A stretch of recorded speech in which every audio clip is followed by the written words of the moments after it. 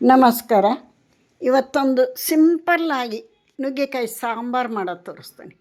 ನುಗ್ಗೆಕಾಯಿನ ವಿಶೇಷ, ಅದರೊಳಗೆ ಸೂಪರ್ ಟೇಸ್ಟಿಯಾದಂಥ ನುಗ್ಗೆಕಾಯಿ ಸಾಂಬಾರು. ಸೈಡ್ಗೆ ಬೇಳೆ ಕುದಿಸಿಟ್ಕೊಂಡೀನಿ. 1 ಬೌಲ್ ಬೇಳೆನ ಟೊಮೆಟೊ ಕುದಿಸಿಟ್ಕೊಂಡೀನಿ. ಇಲ್ಲೊಂದು ಕಡಾಯಿ ಇಟ್ಟು 1-2 ಟೇಬಲ್ ಸ್ಪೂನ್ ಎಣ್ಣೆ ಹಾಕೇನಿ, ಸಾಸಿವೆ ಹಾಕೇನಿ, ಜೀರಿಗೆ ಹಾಕೋನು. ಸಾಸಿವೆ ಜೀರಿಗೆ ಚಟಪಟ ಅನ್ನಲಿ. ಬೇಳೆ ಹಣ್ಣಾಗಿ ಬೇಯಿಸ್ಕೊಂಡು ಇಟ್ಕೊಂಡೀನಿ ಸೈಡಿಗೆ ಕುಕ್ಕರ್ನಾಗ. ಸಾಸಿವೆ ಜೀರಿಗೆ ಚಟಪಟ ಅನ್ನಲಿ. 1-2 ಕಡ್ಡಿ ಫ್ರೆಶನ್ ಕರಿಬೇವು ಹಾಕೋನು.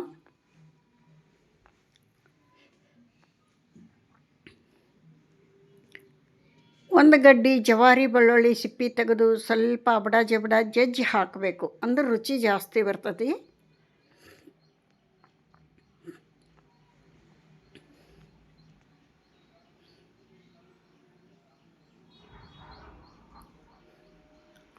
ಬೆಳ್ಳುಳ್ಳಿ ಹಸಿ ಸ್ಮೆಲ್ ಹೋಗಿ ಸ್ವಲ್ಪ ಫ್ರೈ ಆಗಲಿ.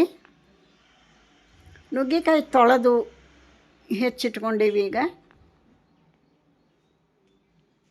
ಹೆಚ್ಚಿಟ್ಕೊಂಡಂಥ ನುಗ್ಗೆಕಾಯಿ ಪೀಸ್ಗಳನ್ನು ಇದ್ರಾಗ ಹಾಕೋಣ.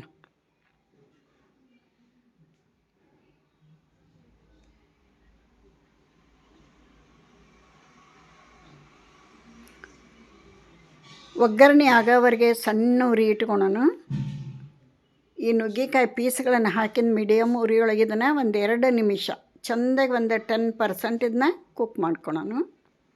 ಅಂದರೆ ರುಚಿ ಭಾರಿ ಚೆನ್ನಾಗಿ ಬರ್ತೈತಿ. ಬೇಳೆಯೊಳಗೆ ಹಾಕಿದ ತಕ್ಷಣ ಜಲ್ದಿ ಕುದೀತೈತಿ. ಫಸ್ಟ್ ಒಂದು ಸ್ವಲ್ಪ ಈ ಥರ ಮಾಡ್ಕೋಬೇಕು, ಫ್ರೈ ಮಾಡ್ಕೋಬೇಕು ಎಣ್ಣೆಯೊಳಗೆ. ಬಿಸಿ ಬಿಸಿ ಅನ್ನಕ್ಕೆ ಒಂದು ಚಮಚೆ ತುಪ್ಪ ಹಾಕ್ಕೊಂಡು ಈ ಸಾಂಬಾರಿದ್ರೆ ಏನು ಹೇಳಿರಿ, 4 ತುತ್ತು ಜಾಸ್ತಿ ಹೋಗ್ತೈತೆ. ಅಷ್ಟೊಂದು ಟೇಸ್ಟಿಯಾಗಿ ಬರ್ತೈತಿ ನುಗ್ಗೆಕಾಯಿ ಸಾಂಬಾರು. ಯಾರಿಗೆಲ್ಲ ಇಷ್ಟ ನುಗ್ಗೆಕಾಯಿ ಸಾಂಬಾರು, ಯಾರಿಗೆ ಇಷ್ಟ ಇಲ್ಲರಿ.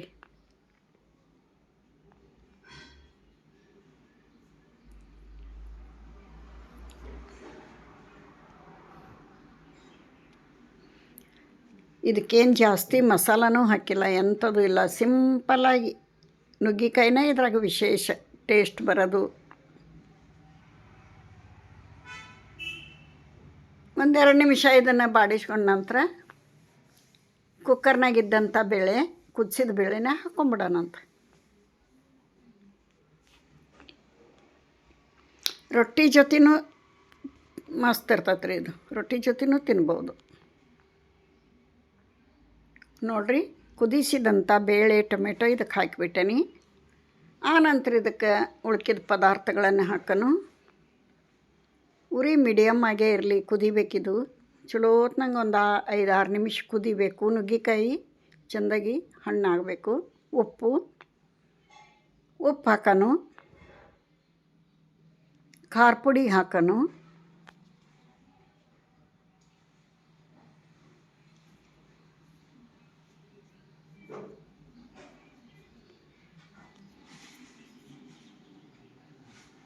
ಉಪ್ಪು ಖಾರ ನಿಮ್ಮ ರುಚಿಗೆ ಅನುಗುಣವಾಗಿ. ನಮ್ಮ ಮನೆಯೊಳಗೆ ಮೀಡಿಯಮ್ ಖಾರ ತಿಂತೀವಿ ನಾವು, ಜಾಸ್ತಿ ಖಾರ ಹಾಕಂಗಿಲ್ಲ. ಅರಿಶಿಣ ಪುಡಿ ಹಾಕೋನು. ನಾ ಈಗಾಗಲೇ ಸಾಂಬಾರು ಪೌಡ್ರ್ ಮಸಾಲೆ ಪುಡಿ ಮಾಡೋಂಥ ವಿಡಿಯೋ ಹಾಕೇನಿ ಹಿಂದೆ, ನೋಡಿರಬೇಕು. ನೋಡಿಲ್ಲ ಅಂದ್ರೆ ನೋಡಿರಿ. ಅದೇ ಮಸಾಲ ಪುಡಿ ನಾ ಎಲ್ಲದಕ್ಕೂ ಯೂಸ್ ಮಾಡೋದು. All in one. ಆ ಒಂದು ಮಸಾಲ ಪುಡಿಯೊಳಗೆ ಎಲ್ಲ ಇರ್ತೈತಿ, ಬೇರೆ ಎಂಥದ್ದು ಹಾಕಲ್ಲ. 1 ಸ್ಪೂನ್ ಮಸಾಲ ಪೌಡ್ರ್ ಹಾಕಿದೆ. ಆಯ್ತು ನೋಡಿರಿ. ಇದಕ್ಕೆ ಇನ್ನು ತಟಗೆ ಬೆಲ್ಲ ಹಾಕಲೇಬೇಕು, ಸ್ಕಿಪ್ ಮಾಡಬೇಡ್ರಿ. ಭಾಳ ರುಚಿ ಬರ್ತೈತಿ ಇದು. ಚಲೋ ಹೊತ್ನಂಗೆ 5-6 ನಿಮಿಷ ಕುದಿಬೇಕು. 1 ಹಿಡಿ ಕೊತ್ತಂಬರಿ ತೊಳೆದು ಸಣ್ಣಗೆ ಹೆಚ್ಚಿ ಹಾಕೀನಿ. ಈಗ ಹಾಕ್ತಾನೀಗ. ಚಲೋ ನುಗ್ಗೆಕಾಯಿ ಹಿಡಿದ್ರೆ ಅದು ಒಡಿಬೇಕು ಹತ್ಗೀರ.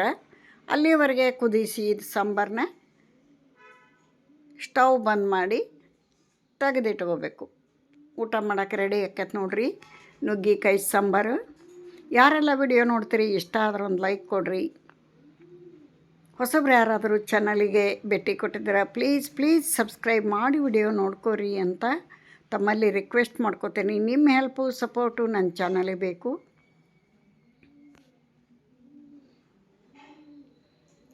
ನೋಡಿರಿ, ರೆಡಿ ಆಯಿತು ನಮ್ಮ ನುಗ್ಗೆಕಾಯಿ ಸಾಂಬಾರು. ಏನು ಸೂಪರಾಗಿ ಬಂದೈತೆ ನೋಡಿರಿ. ಬಿಸಿ ಅನ್ನದ ಜೊತೆಗೆ ತುಪ್ಪ ಹಾಕ್ಕೊಂಡು ಉಂಡ್ಬಿಟ್ರೆ ಮಸ್ತ್ ಇರ್ತೈತಿ. ಇಲ್ಲಿಗೆ ವಿಡಿಯೋ ಮುಗಿಸ್ತೀನಿ. ನಮಸ್ಕಾರ.